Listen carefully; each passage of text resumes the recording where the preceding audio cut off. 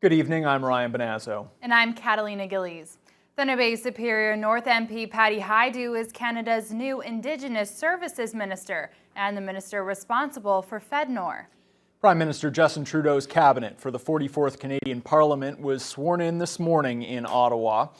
Hajdu arriving on Parliament Hill for the ceremony. She's been in cabinet since she was first elected in 2015 and most notably served as Minister of Health since November of 2019. She had held the role throughout the COVID-19 pandemic, but has now been replaced by Jean-Yves Duclos. Patricia Hajdu, do solemnly and sincerely promise and declare that I will truly and faithfully and to the best of my skill and knowledge execute the powers and trusts reposed in me as Minister of Indigenous Services and Minister responsible for the Federal Economic Development Agency for Northern Ontario. In a statement issued today, Hajdu says she's eager to get started in her new role and to work alongside First Nations, Inuit and Métis partners. She has no time to waste. The federal government has until Friday to decide if it will appeal a court decision ordering Ottawa to pay out billions to First Nations children unnecessarily taken into an underfunded child welfare system. Parliament returns on November 22nd. We'll have more on the new Liberal cabinet later on in the news hour. Liberal MPP Michael Gravel is under fire again. A second email from Gravel's office has been leaked to the media by the Ford government regarding mandatory vaccinations for healthcare workers and potential job loss for those who are unvaccinated. Danielle Bain has more on Gravel's second apology in the past 2 weeks. MPP Michael Gravel already apologized once last week for asking the Ford government for advice for a personal support worker who doesn't want to get the vaccine but wants to keep working. Then on Monday at Queen's Park, Liberal leader Stephen Del Duca, who supports vaccine mandates for health workers, learned from a reporter that Gravel had sent yet another email regarding looming staff shortages as a result of a vaccine mandate. I don't actually know for certain. I take what you're saying, but until I've seen it and had a chance to take a look at it, I don't know for certain whether or not this additional message predates him already expressing regret for the mistake that he made. So I'll take a look at that, but in the meantime, there is no confusion about my position and the position of our party, and there's been no confusion from day one. This latest email with an attachment from a concerned constituent was sent to government officials 2 days after Gravel's first apology. He says it was accidentally sent by one of his staff members. Fortunately, as a result of some miscommunication, other emails got sent out afterwards, and I apologize for that. I have wonderful staff, and I'm very grateful for the hard work they do for me, but a mistake was made, and it's been corrected, and I can assure you it will never happen again. When asked whether or not MPPs are supposed to bring forth any and all issues their constituents might have, Del Duca said there's more to the job than just being a messenger. MPPs are also elected to exercise judgment, not simply to serve as clearinghouses to send information into government. The NDP has called for Gravel to be removed from the Liberal caucus for the mixed messages, but it appears that Gravel will not be expelled. Spoken to our leader, Stephen Del Duca, and he was very kind to me. Certainly asked me to be a little bit more careful in the future, but continues to welcome me as part of the Ontario Liberal caucus. At the same time, made it clear that indeed he wanted to be sure that we were very careful in the future, and indeed that's exactly what I'll be. Danielle Bain, TBT News. A 26-year-old Nallaloo man is in Thunder Bay police custody after a high-level takedown outside of the Kingsway Motel earlier today. The man was arrested following repeated police attempts to pull over a stolen white sedan in recent days. The vehicle had been involved in a number of serious incidents in the area. Officers spotted the car in a parking lot on Kingsway this morning. Uniformed officers converged on the scene along with members of the break-and-enter and robbery unit in preparation for a high-risk arrest. Thankfully, the man was apprehended without incident and numerous charges are pending. Meanwhile, city police have also made an arrest in a hit-and-run from October 8th. A pickup truck traveling at 128 kilometers per hour on Broadway Avenue lost control and struck a hydro pole and a house. The suspect fled the area on foot. A 39-year-old city man has been charged with dangerous driving and failing to remain at a scene. The former chair of the Thunder Bay Police Board has reportedly filed a human rights complaint against the police chief, police board officials, and others. According to the Globe and Mail, Georgianne Morisseau claims she was the victim of racial discrimination and harassment regarding her knowledge of an internal investigation. The Globe obtained a copy of Morisseau's application to the Ontario Human Rights Tribunal. However, Morisseau and her lawyer Chantal Bryson have so far declined to provide any information or an interview to TBT News about the situation. Morisseau suddenly stepped down as chair of the police board in December of 2020, but remained on the board headed by Kristen Oliver. Morisseau claims the harassment began around that same time period after an officer approached her with complaints about the service's leadership and its handling of a leak of police information. The Human Rights Tribunal normally takes several weeks to accept or reject a complaint. Officials from the police force and the police board says they won't comment until they are officially informed of the complaint. As the Ford government begins charting toward the end of the pandemic, the Ontario Medical Association doesn't want the province to forget about the lessons of the past 19 months. OMA officials were at Queen's Park today to make their pre-election requests to overhaul the healthcare system. Colin DeMello explains. COVID-19 exposed many issues within the healthcare sector, from shortages in staffing to worsening wait times. So someone's hip or knee replacement that's gone delayed. It's someone's cataract surgery that's gone delayed. It's someone's mammogram or colonoscopy or screening for cancer that's gone delayed. So every single diagnostic procedure or workup of healthcare, that's a point of care, and that's gone delayed on the order of $20 million over the past 19 months. Today, the Ontario Medical Association says the political parties at Queen's Park need to focus on overhauling the healthcare system during the next provincial election. Among them, they say the province needs to plan for the next pandemic. Going to the hospital in the first or second wave of the pandemic, I was being rationed masks.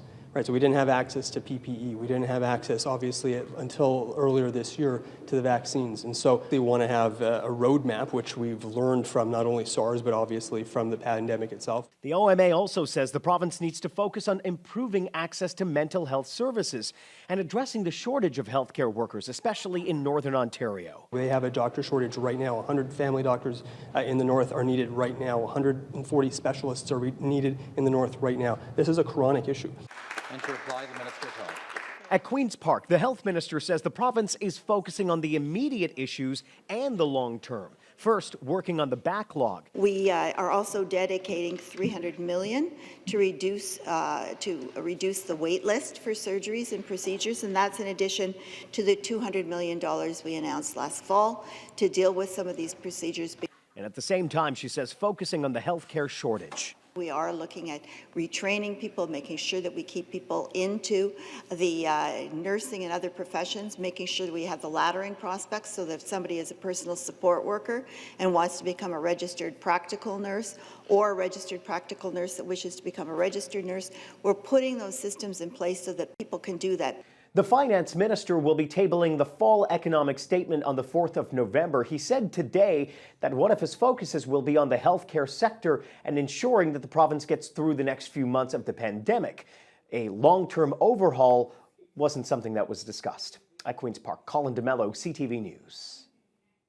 A push to attach a plebiscite question on council size on the next municipal ballots has been rejected. Council struck down the motion by at-large Councillor Peng Yu, with the current plan of public consultation being preferred.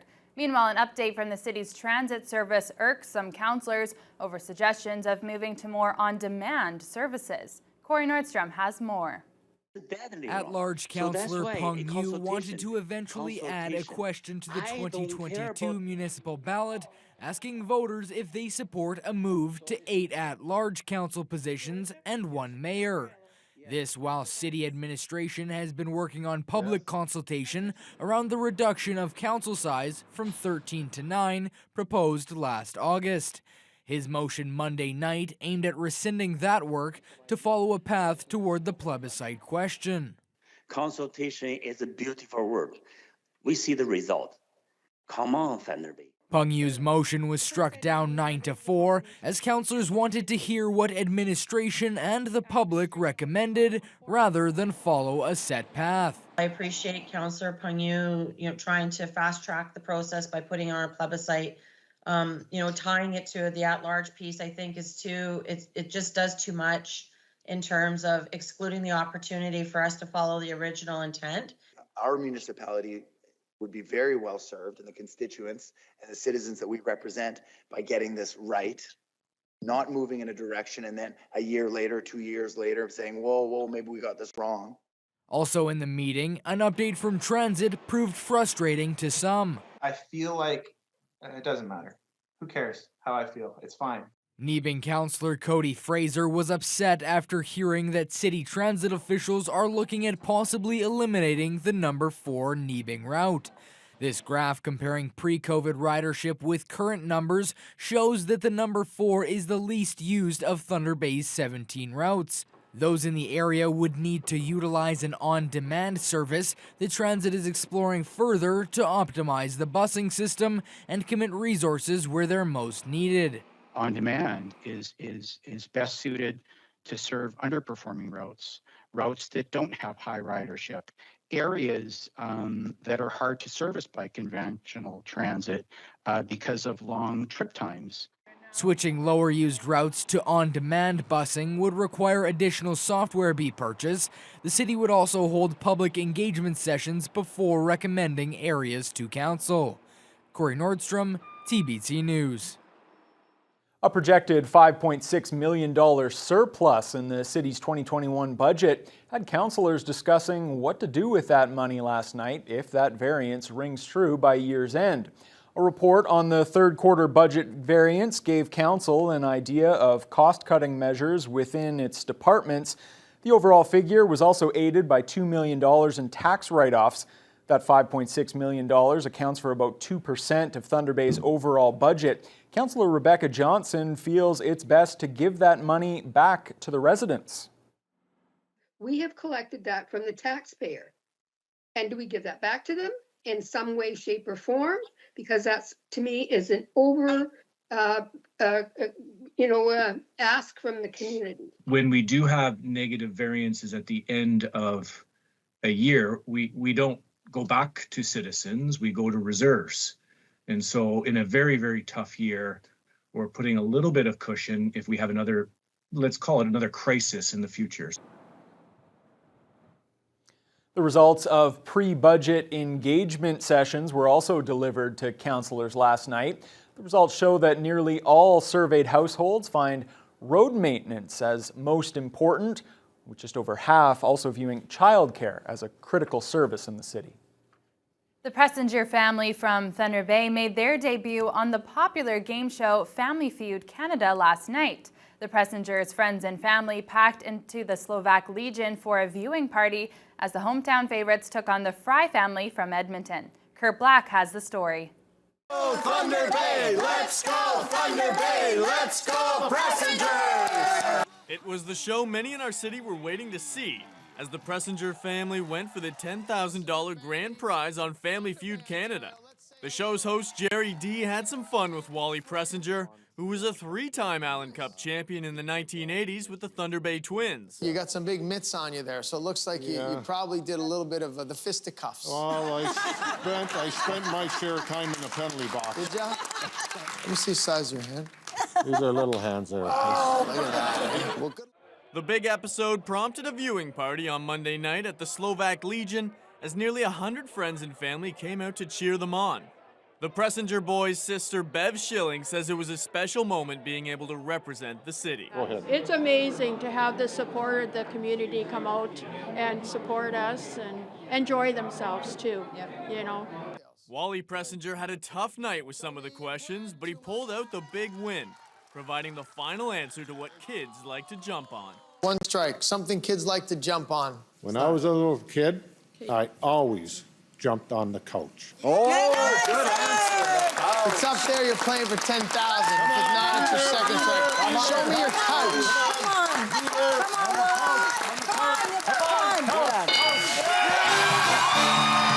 You don't have much time to think. You got to think quick, and first thing that comes to your mind, basically. Otherwise, you're going to get the Yeah. It's easier at home, sitting on your couch to answer the questions instead of being there. Unfortunately, Wally's brother Daryl and his wife Sharon did not win the $10,000 prize at the end of the show.